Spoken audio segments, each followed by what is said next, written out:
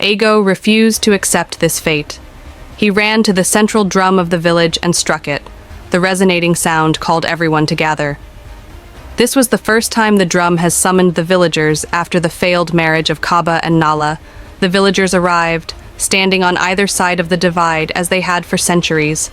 The young man, Ago, spoke with a voice filled with passion. He spoke of the death, the famine in the two communities, and asked, "Are we not tired of this endless hostility? Must we continue to live in the shadow of a tragedy from 100 years ago?" He knelt before the chief priest and elders, apologized for the pain his descendant had caused, and vowed to set things right.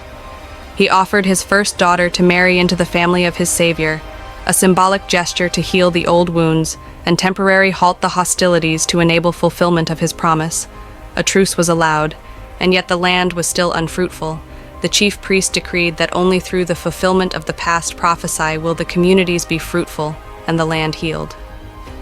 He prophesied the rebirth of the couple, but this time, nature will be allowed to take its course as it relates to their relationship. Only their love and commitment to each other will heal the blood-sodden land and bring peace to the communities. Years later, the maiden reborn from Nala's bloodline, named Ayana, was as beautiful and graceful as her ancestor. She carried the sadness of her lineage, a deep melancholy she could not explain. In the neighboring village, a young warrior named Dumi, Kaba's descendant, was known for his strength and fiery spirit, while Ika returned as Kian, a charismatic and noble young man with a shadow of sadness in his eyes. Ayana and Dumi met by the river and fell in love instantly, as if guided by the invisible thread of fate. They shared laughter, dreams, and an unspoken understanding of each other's souls. Their love felt ancient, powerful, as if it had survived time itself. But Kian's arrival complicated their story. He and Ayana shared a bond from childhood. He was her protector, her closest friend. Unknown to both of them, it was the echo of his past as the captured prince, Ika, who had been her brotherly guardian. Kian had loved Ayana for as long as he could remember, but he never spoke of it, hiding his feelings behind a mask of friendship. When Dumi entered Ayana's life, Kian's hidden love began to surface. He watched them together, the same sadness from his past life bubbling up. He couldn't help but feel that once again, he was being overshadowed by a warrior from another community. As the connection between Dumi and Ayana deepened, Kian's jealousy turned into bitterness. He believed that Ayana had chosen the wrong man, just as she had in the past. Memories of his beheading as Ika haunted him, a constant reminder of betrayal and loss. He began to challenge Dumi openly, questioning his loyalty and worthiness. Ayana, caught in the middle, tried to soothe the tension between the two men, unaware of the past life rivalry that was playing out once more. Her cousin, Naya, who had her own designs on Dumi, fueled Kian's jealousy with manipulative words, reminding him of how the warrior's pride had cost him his life before. The tension came to a head during a village hunt. In the dense forest, Kian was cornered by a wild animal, a lion, furious and snarling. He fought bravely, but the lion overpowered him.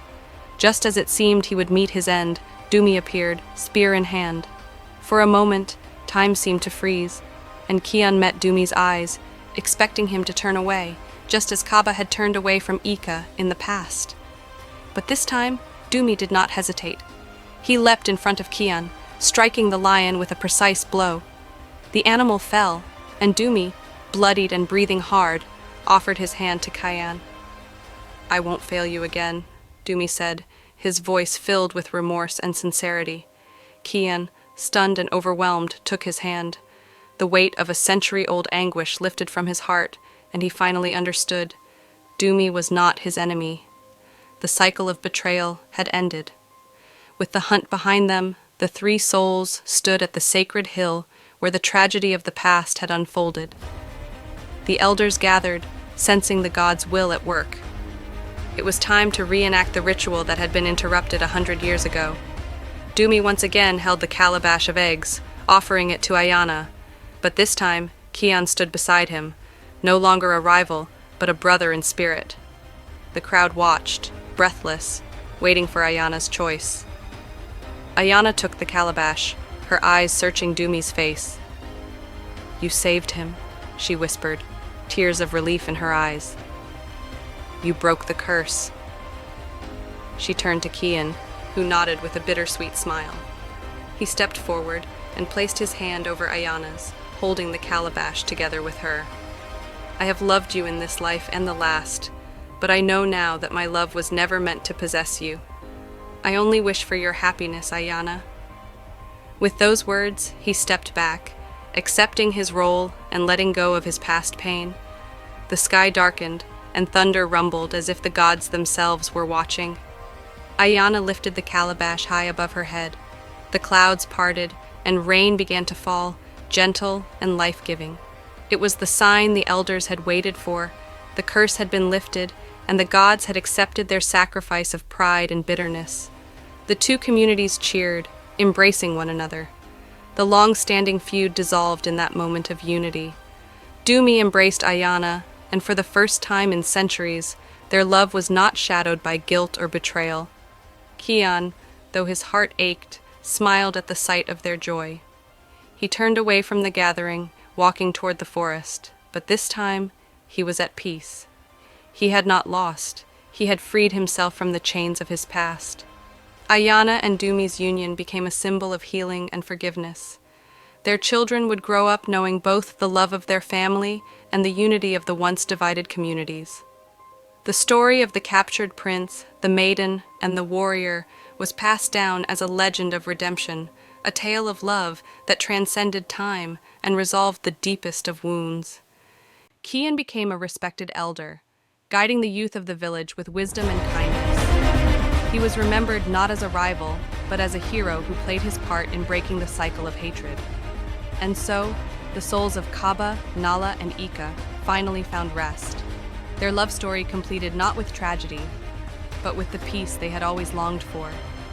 In the end, it was not the gods or the rituals that healed the land, but the enduring love of two souls who refused to be bound by the hatred of the past.